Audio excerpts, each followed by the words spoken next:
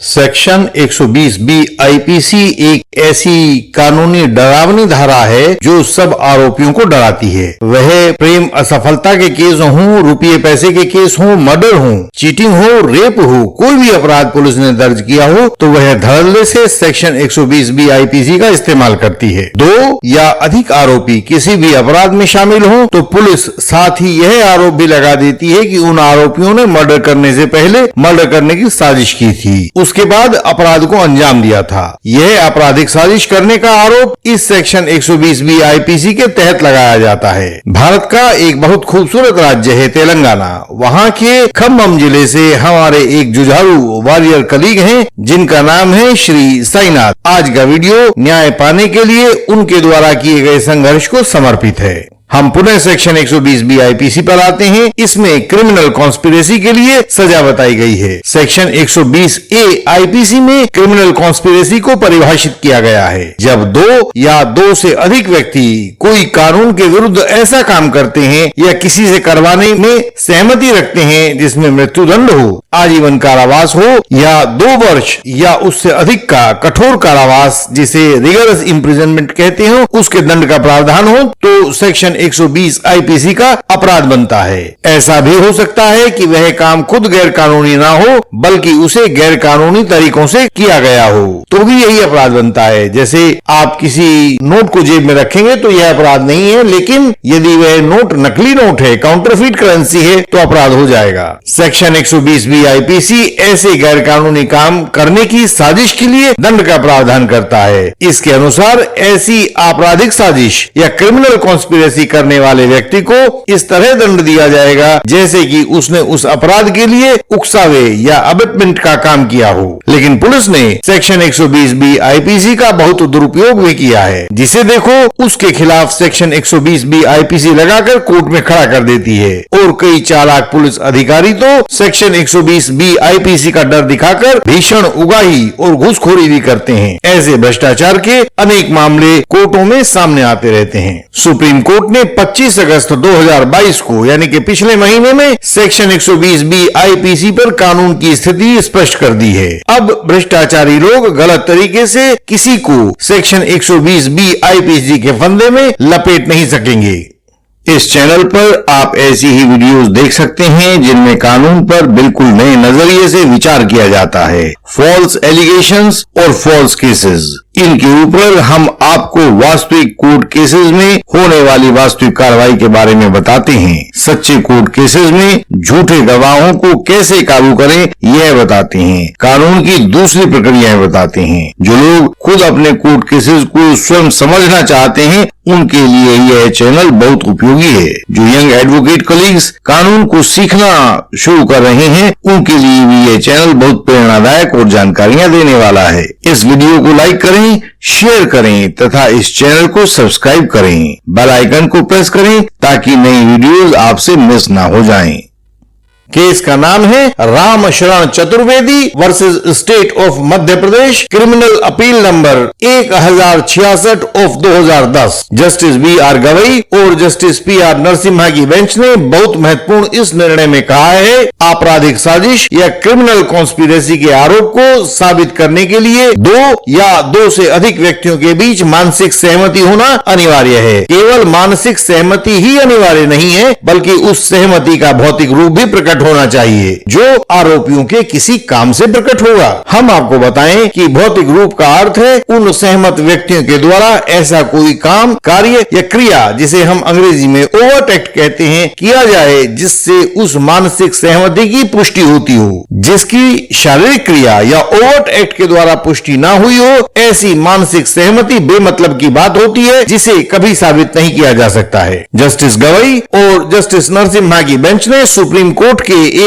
अपने एक पुराने निर्णय state of Kerala versus P Sugathan 2008 SCC 2003 को उद्धृत किया। उसको उद्धृत करते हुए बताया कि क्रिमिनल कॉन्स्पिरेसी के अपराध में मानसिक स्वीकृति या एग्रीमेंट की केंद्रीय भूमिका होती है। इस एग्रीमेंट की अभिव्यक्ति आरोपी के किसी भौतिक काम में जरूर झलकनी चाहिए और यह भी अनिवार्य है कि प्रोसिक्यूशन के ऊपर यह जिम्मेदारी हमेशा है और रहेगी कि वह आरोप को हर संदेह से परे तक बियॉन्ड ऑल रीजनेबल डाउट साबित करे। यहां से कुछ वहां से ऐसी छोटी मोटी जानकारियों से प्रोसिक्यूशन का ओनर्स ऑफ प्रूफ पूरा नहीं होता है। क्रिमिनल कॉन्स्पिरेसी को सिद्ध करने के लिए यह बिल्कुल अपर्याप्त बात होगी।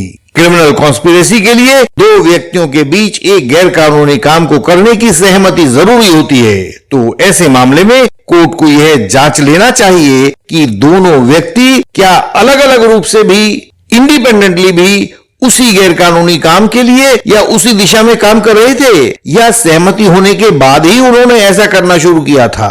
पहली स्थिति में जब वे अलग अलग भी उस काम को कर रहे थे तो वे कॉन्स्पिरेटर या साजिशकर्ता नहीं कहलाएंगे, लेकिन यदि वे आपसी सहमति के बाद उस दिशा में बढ़े हुए तो ये कॉन्स्पिरेटर या साजिश करने वाले कहलाएंगे। तो इसलिए सहमति से पहले भी अगर वो अलग अलग हैं लेकिन उसी दिशा में काम कर रहे हैं तो वे साजिश के आरोपी नहीं हो सकते।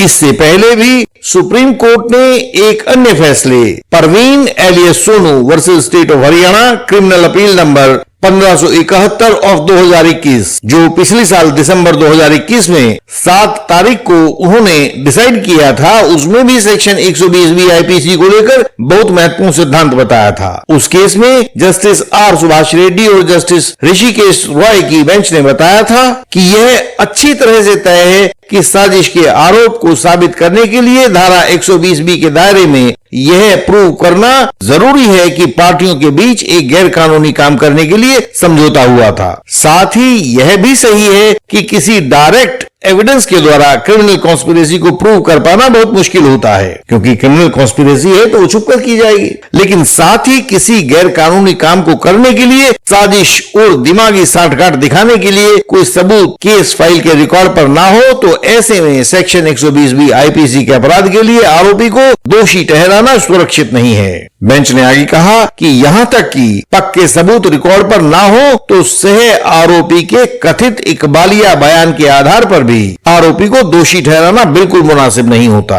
आपने देखा होगा बहुत सारे केस में बहुत आरोपियों के बीच में से एक आरोपी अपना इकबालिया बयान दे देता है, वह अप्रूवर बन जाता है कि मैं सबकी बात आपको बताऊंगा कि केस कैसे घटित हुआ था। सुप्रीम कोर्ट ने कहा कि ऐसे अप्रूवर की स्टेटमेंट को भी किसी आरोपी के खिलाफ साजिश का सबूत नहीं माना जा सकता, और यह एक बहुत महत्वपूर्ण घटना है। परवीन एलियस सोनू वाले केस में आरोपी को बरी करते हुए कोर्ट ने कहा, सह आरोपी के अप्रूवर के कथित इकबालिया बयानों को छोड़कर किसी अन्य पुष्ट सबूत के अभाव में अपीलकर्ता पर यानी कि आरोपी पर लगाए गए दोष सिद्धि और सजा को बनाए रखना सुरक्षित नहीं होता है। ट्रायल कोर्ट द्वारा अपरेंट को दोषी ठहराए जाने के लिए मुख्य रूप से ये तथ्य रिकॉर्ड पर लाए गए थे कि वह विचाराधीन अपराध के लिए साजिशकर्ताओं में से एक था। यह बात गलत थी और अवैध थी, यानी कि गैर कानूनी थी। हाई कोर्ट ने भी उचित परिप्रेक्ष्य में रिकॉर्ड पर रखे गए सबूतों के ऊपर पूरी तरह विचार नहीं किया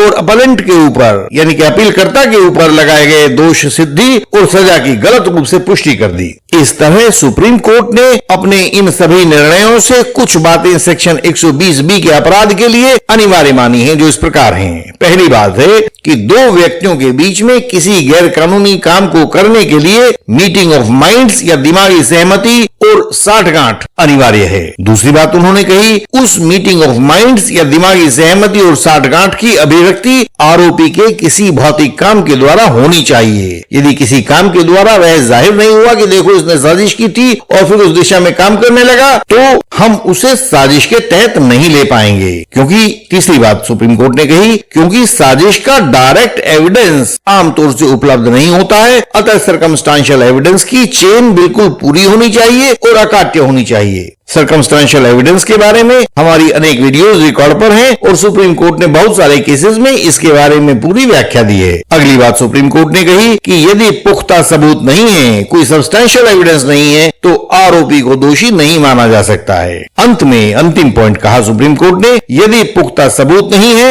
सब्सटेंशियल एविडेंस नहीं है, तो दूसरे आरोपी के इकबालिया बयान या कन्फेशन के आधार पर भी किसी आरोपी को दोषी नहीं माना जा सकता है। हमारा हमारा इस विषय पर वीडियो प्रस्तुत करने का मूल आधार यही है कि जब आपके केस में ट्रायल चल रहा हो तो अपने केस के क्रॉस के दौरान ही आप गवाहों का क्रॉस करते समय इस तरीके से सवाल पूछते जाएं कि कोर्ट के रिकॉर्ड पर ये सारी बातें दर्ज हो जाएं, क्योंकि ट्रायल के दौरान हर कदम बहुत सोच समझकर इस तरह से रखा जाता है कि फाइनल आर्ग्यूमेंट्स के दौरान हर परिस्थिति आपके फेवर में बोल रही हो।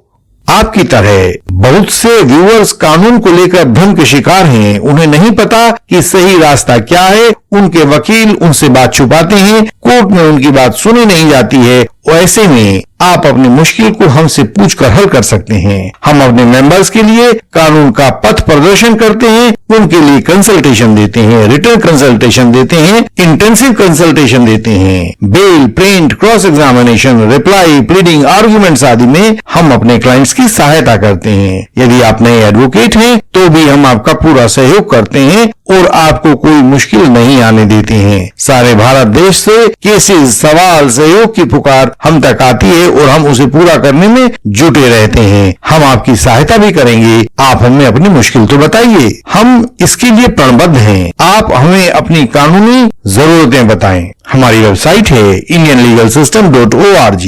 इस पर सभी महत्वपूर्ण जानकारियां आपकी सरल भाषा में दी गई हैं। उन्हें पढ़ें और सीखें। आपका ज्ञान आपका हथियार है। इस चैनल की हर एक वीडियो में फॉल्स एलिगेशन से बचाव की युक्ति दी गई है, उसे देखें, वह आपकी सहायता करेगी। इस चैनल को लाइक करें, शेयर करें और सब्सक्राइब करें।